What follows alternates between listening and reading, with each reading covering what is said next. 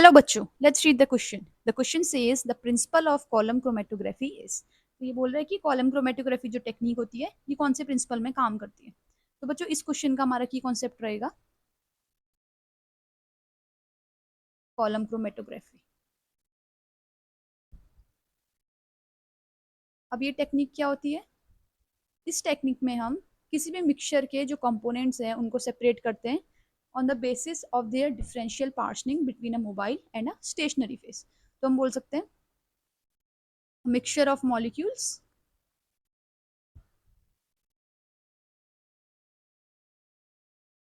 is separated based on their differential partitioning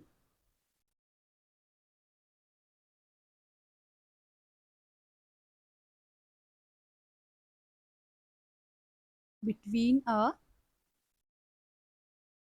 stationary and a mobile face। अब ये stationery और mobile face क्या क्या होते हैं ये जान लेते हैं हम। बच्चों जो स्टेशनरी फेज होती है वो जनरली हमारी सॉलिड होती है और स्टेशनरी फेज के लिए हम यूज करते हैं सिलिका जेल। सबसे ज्यादा सिलिका जेल यूज होती है एंड देन एल्यूमिना। ठीक है, स्टेशनरी फेज क्या एक्ट करती है यहाँ पर? एड्जॉर्बेंट की तरह एड्जॉर्ब होते हैं यहाँ पर आके, जो मिक्सचर के कंपोनेंट्स होते हैं यहाँ पर आके एड्जॉर्ब होते हैं। ठीक है, दूसरा है हमारा मोबाइल फेज। मोबाइल फेज हमारी सॉल्वेंट की तरह एक्ट करती है, ये कॉम्प्लीमेंट करती है हमारी स्टेशनरी फेज को, कॉम्प्लीमेंट्स द स्टेशनरी फेज।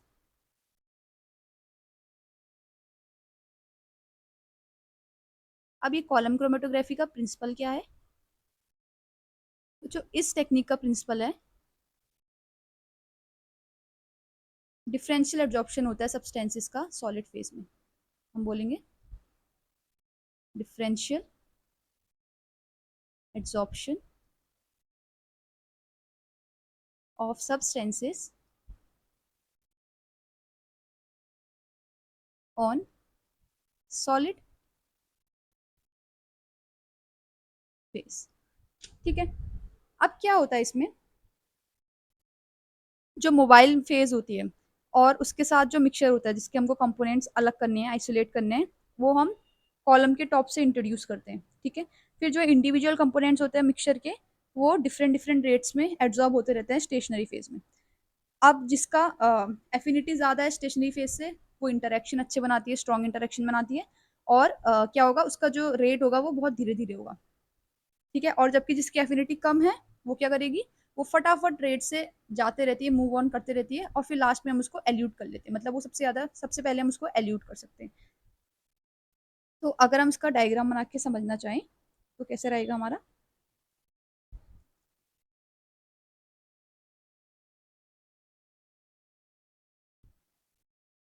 ये हमने बनाया। ठीक है, क्या है यहाँ पर हमारा लोडेड सैंपल, ये है लोडेड सैंपल और ये हमारी स्टेशनरी फेज है।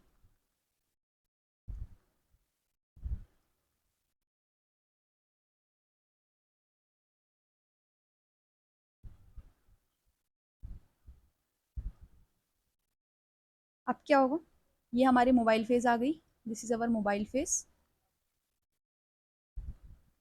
जब हम इंट्रोड्यूस करेंगे तो हमारा सैंपल का सेपरेशन होना स्टार्ट होगा, सिंपल सेपरेशन। ठीक है,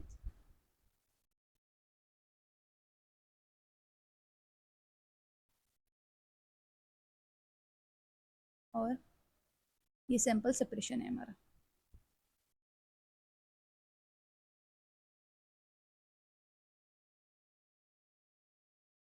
इसके बाद यहाँ से हमारा सेपरेशन स्टार्ट हो रहा है, तो यहाँ से हम एल्यूशन स्टार्ट कर रहे हैं। हमारे जिन फ्रैक्शन की कम एब्जॉर्बिंग पावर है, एफिनिटी है, वो पहले यहाँ से एल्यूट हो जाते हैं, बाहर निकल जाते हैं। ठीक है, अब जैसे मान लो एक कंपोनेंट ये है और एक कंपोनेंट ये है, एक कंपोनेंट ये है और एक कंपोनेंट ये है। तो क्या है, जो ऊपर वाला कंपोनेंट है वो धीरे धीरे मूव कर रहा है ना।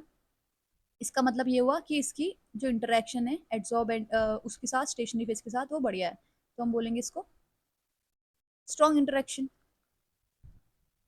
Strong interaction. जबकि जो ये वाला ये नीचे है, इसकी वीक इंटरेक्शन है। वीक इंटरेक्शन है तभी नीचे है, और ये जल्दी मूव कर रहा है, इसका रेट जो है वो ज्यादा है। और नीचे से फिर से हम एल्यूट कर रहे हैं। ठीक है, इस तरीके से हम एल्यूट करते हैं।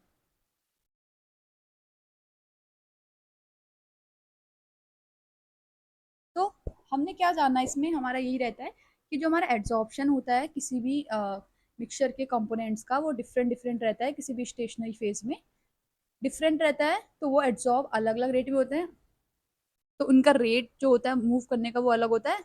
तो इस हिसाब से हम इनको सेपरेट कर सकते हैं। तो अब ऑप्शन देख लेते हैं। ऑप्शन दिया हुआ है ए ग्रेविटेशनल फोर्स, ये रॉन्ग हो गया। कैपिलरी एक्शन, ऐसा भी कुछ नहीं है। Differential absorption of substances on solid phase, बच्चों ये वाला ऑप्शन करेक्ट है, हमने अभी डिस्कस कर लिया कैसे। डी ऑप्शन दिया हुआ है डिफरेंशियल एब्जॉर्प्शन, यहाँ पर एब्जॉर्प्शन दिया हुआ है बच्चों, एब्जॉर्प्शन नहीं होता है, एब्जॉर्प्शन होता है इस प्रोसेस में। ठीक है, एब्जॉर्प्शन में तो हम पूरा बल्क में चले जाता है एब्जॉर्प्शन, लेकिन जो एब्जॉर्प्शन होता है वो हमारा सिर्फ सरफेस फिनोमिनन होता है। तो ऑप्शन सी हमारा करेक्ट आंसर है। I hope you understood this question. Thank you.